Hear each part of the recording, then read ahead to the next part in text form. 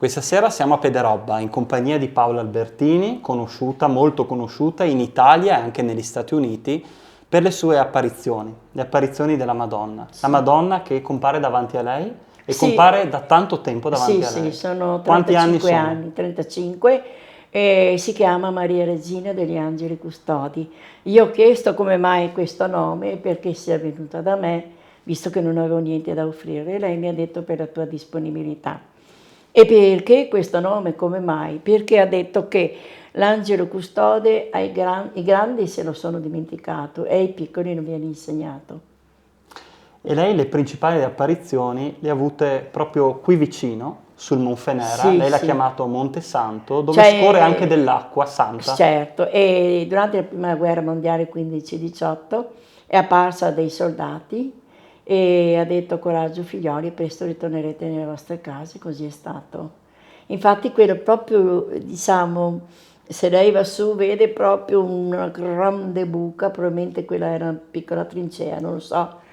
E quello è proprio il monte dove Maria è apparsa a questi giovani, che poi questa cosa è documentata nella Curia di Treviso e nella chiesa parrocchiale di Onigo, però il parroco non vuole saperne di farsela vedere, o quantomeno. E dietro di noi, signora Paola, Sì. si trova anche la statua della Madonnina. Sì. Una statua che da un po' di tempo, lei ci raccontava, Sì. ha delle lacrime Sì. di sofferenza. Perché? Ecco, dal 5 giugno di quest'anno ha cominciato a piangere e potete ben immaginare, io con lei, e chi c'era piangeva. Perché piange la E Madonna? perché il mondo non è messo bene. Non siamo più buoni gli uni con gli altri, se possiamo scannarci, fra virgolette, lo facciamo. Non c'è più quella generosità, quella spontaneità, quella bontà che quantomeno o si mascherava o era vera, ma insomma almeno si vedeva qualcosa. Adesso non si vede altro che E prima tutto di al arrivare contrario. qui in casa sua, questa Sì. statua, dove si trovava? Sopra il Monte Santo. E perché ha deciso di portarla qui? Perché deve essere tenuta sotto controllo da me, perché poi dovrà essere analizzata. Infatti sto cercando qualcuno che abbia, perché non si può analizzare lacrime come un tempo. Adesso esistono dei mezzi tecnici molto molto delicati, sofisticati, per cui non basta asciugare lacrime perché tanto scivola via. E con questo mezzo tecnico, questo piccolo apparecchietto, riescono a prelevare lacrime. Tantissime persone in questi anni si sono rivolte a lei, migliaia di persone. Sono guarite negli Stati Uniti usando questo crocifisso semplice e questo rosario filippino, imponendolo nelle parti malate e pregando ovviamente. Mentre per esempio nelle chiese pregavo il Santo Rosario, durante le litanie passavo le parti malate e queste guarivano, come è guarito anche un bambino cerebro leso dalla nascita e aveva 15 epilessie al giorno, 15 crisi di epilessia al giorno ed era come morto e si può dire risuscitato. E io ho detto: Signore, quanto sei grande, tu sei veramente grandissimo e noi non riusciamo a capire, perché invece di prostrarci ai suoi piedi ce ne andiamo. Oh sì sì, no, non dobbiamo essere così indifferenti. Non sono io, non sono nessuno, Andrea. È Gesù che fa, è tutto Lui che fa. E signora Paola, qual è la posizione della Chiesa Cattolica rispetto alla sua storia, alla sua figura? Diciamo che usa prudenza, molta. Tra l'altro adesso addirittura è assente perché anche con la questione delle lacrime dovrebbe essere presente, dovrebbe starmi vicina, invece In questo momento vengono non dei si esprime. sacerdoti, no, non si esprime, non c'è niente. O non so, forse hanno paura di un qualcosa.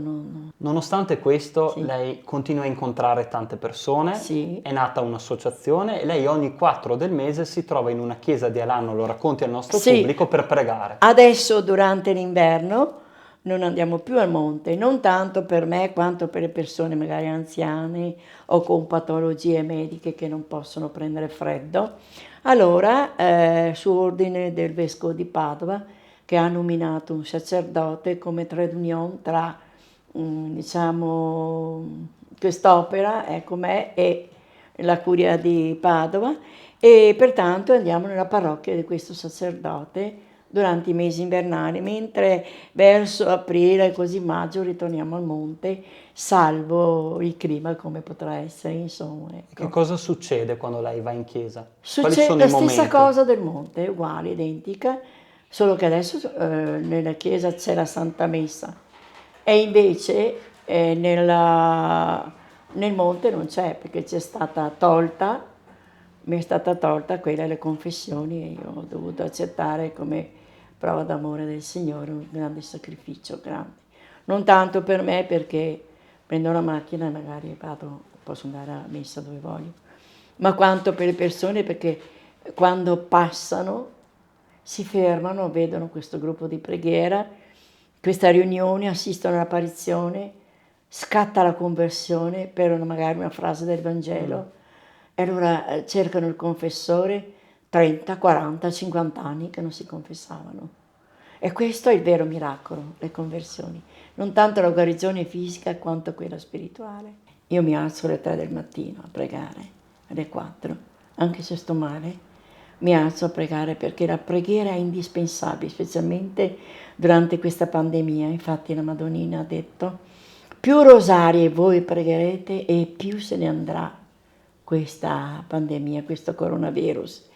E poi la frequenza ai Santi Sacramenti, la confessione settimanale, al Santo Rosario con le litanie lauretane e alla Santa Messa, almeno quella domenicale. Ecco, più noi preghiamo, Andrea, meglio è.